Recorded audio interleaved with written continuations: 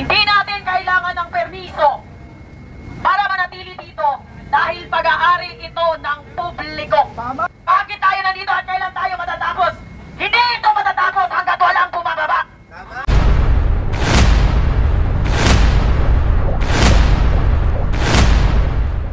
Patay Digong na mayroong insertion. Ano ang sabi ni Marcos? Binasa niya daw lahat ng mga kaanayan. Yung 4,000 pages na nabasa niya yan. Pero subalit ngayon, anong sabi niya? Wala siyang kinalaman. Hindi po pwedeng magwala kang kinalaman. Ikaw ang ama ng bansang Pilipinas sa kasalukuyan. Ikaw ang dapat mayroong karapatan.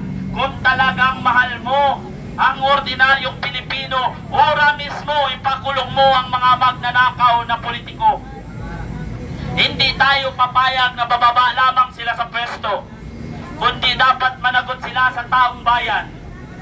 Taong bayan at ordinaryong Pilipino na naghihirap para lamang may pakain sa kanilang pamilya. Kaya mga kapil, tinutuliksa ang mga pagnanakaw ng politiko sa kanilang bansa.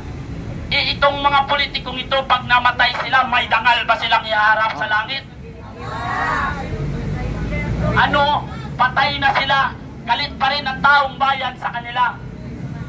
Pero tayong mga ordinaryong Pilipino, makulong at mamatay man tayo at least may panindigan tayo na masabi natin sa mga susunod na henerasyon. Nasaan ba talaga ang hustisya? Tama ba ang sinasabi na ang hustisya ay para lang sa mayaman? At ang tayong mga ordinaryong Pilipino ay para bang wala nang buwang sa mundong ibabaw na ito? Kaya ngayon sa ating panalangin, hilingin natin sa ating Panginoon na sana'y pakinggan niya ang boses ng ordinaryong Pilipino at manaig ang katotohanan at pagmamahal ng bawat isa sa ating inang bayan. So ngayon, medyo maiksi lang po ang ating programa sapagkat nagmamadali tayo. Mag-candlelighting na po tayo. Sindihan na po ninyo ang inyong kandila at tayo ay manalangin. Sapagkat wala si pastor ngayon, so ako na naman po ang magdarasal sa atin.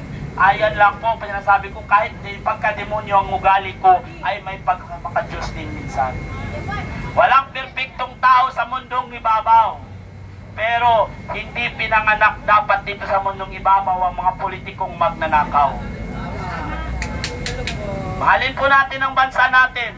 Tayo kung hindi nila kayang mahalin ang bansa natin, kung sila'y maging sunod-sunuran sa yaman ng mga politiko, tandaan po, mas masahol pa sila sa malansang isda. Okay, sindihan po ninyo ang inyong mga kandila.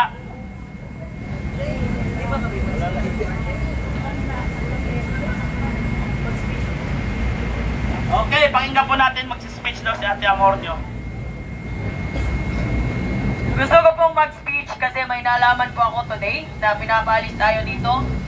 Unang-una, taxes natin to ang itinayo sa Liwasang Bonifacio.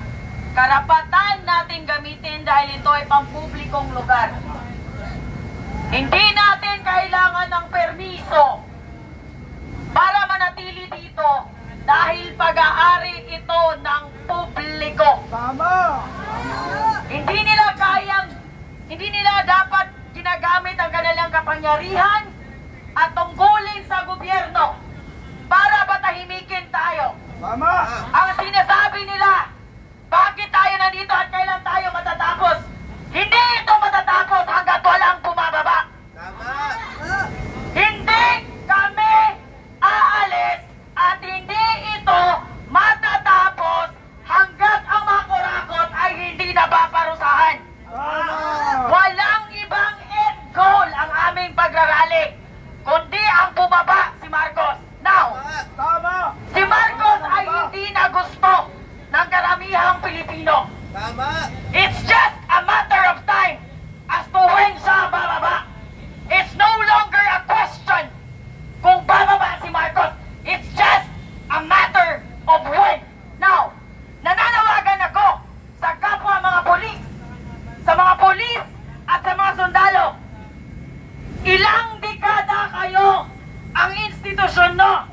na lumaban sa mga NPA, sa mga teroristang walang ibang layunin kundi ang pabagsakin ang gobyerno.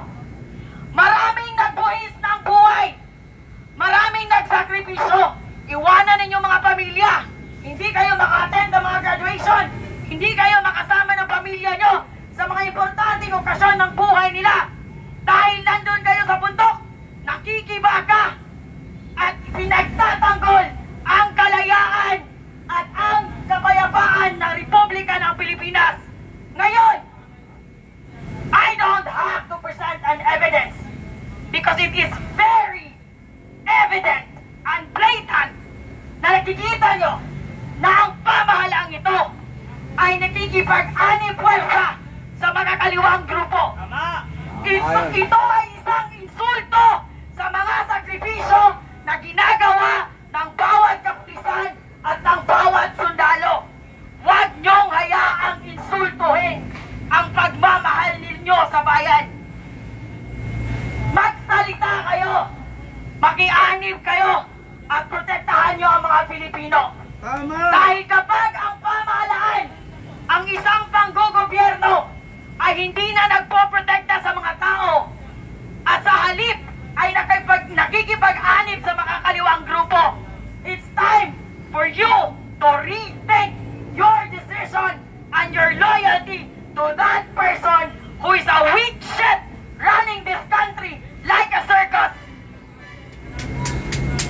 Wala ba tayong mga kamay dyan?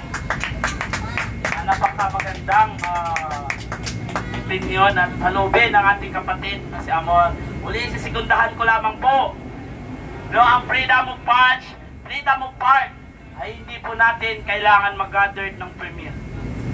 Sapagkat kaya nga freedom park, kalayaan natin na magpahayag ng ating opinion at salubin laban sa gobyerno. Kung ang mga politiko ay pwedeng magnakaw na walang lisensya, tayo ay pwede din mag-rally ng walang lisensya.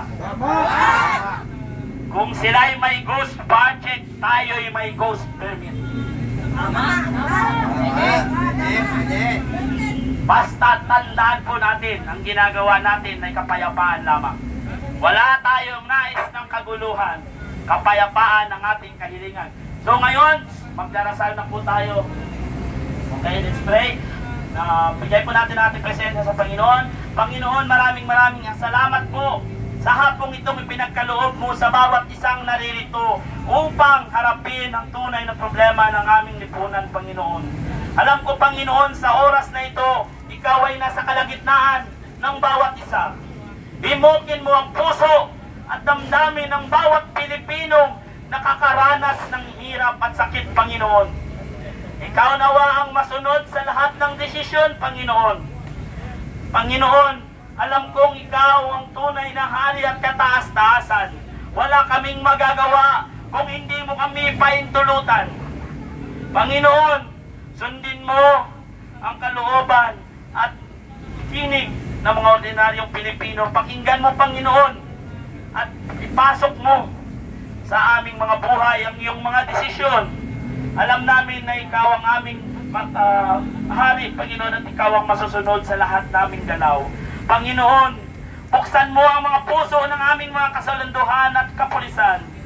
Ganon din po ang aming mga may natitira pang politikong hindi magnanakaw, Panginoon. Kisingin mo ang mga puso at diwa nila, Panginoon. Ikaw po ang maghari sa kanilang Panginoon. Diktahan mo sila, Panginoon, kung ano ang nararapat para sa bayang ito, Panginoon.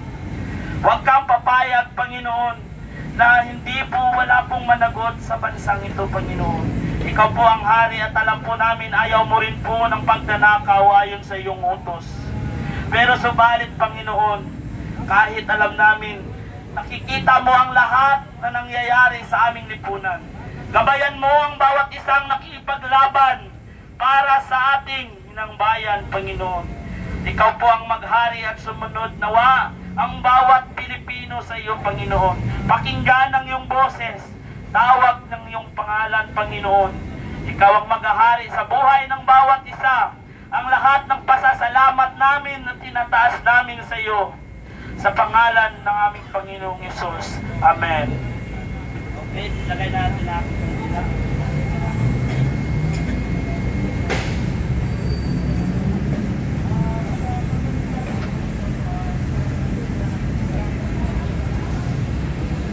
Ay pwedeng gamitin ito at walang sinong pwedeng pumigil. Tama! Tama talaga. Wala na. So, hindi naman daw pala tayo pinapaalis.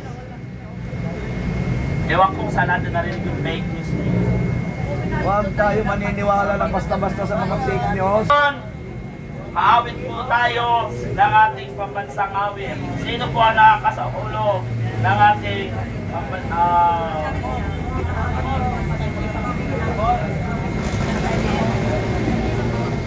ang bayan ko